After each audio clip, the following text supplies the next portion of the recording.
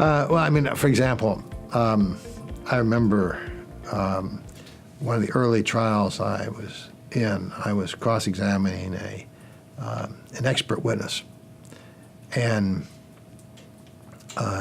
we had hired what is called a shadow jury, which are people who come in, they don't know what side they're associated with, and they sort of sit and listen, and then they get debriefed at the end of the day, and you hear what their reactions are to the testimony. And at the end of that testimony, I thought I had just totally destroyed this witness because I'd pointed out all sorts of inconsistencies, and I'd hammered him, and he'd had to make all sorts of admissions, and I thought I had just done a wonderful job.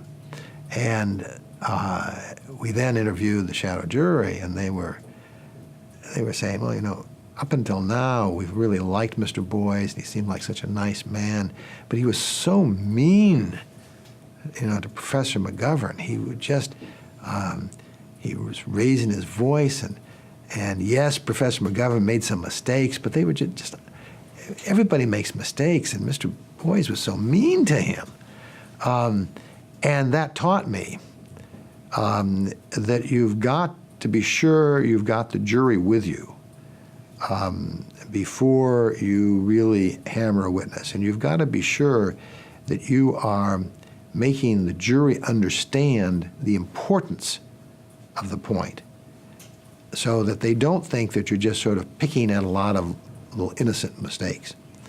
And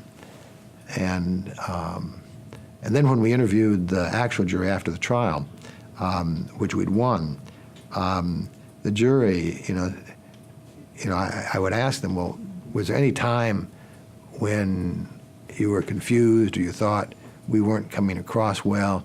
And they all mentioned Professor McGovern, so it was clear that the shadow jury had identified, a mistake. And that's a mistake I've remembered. And I remembered it particularly when I was getting ready to cross-examine General Westmoreland, as we were talking about.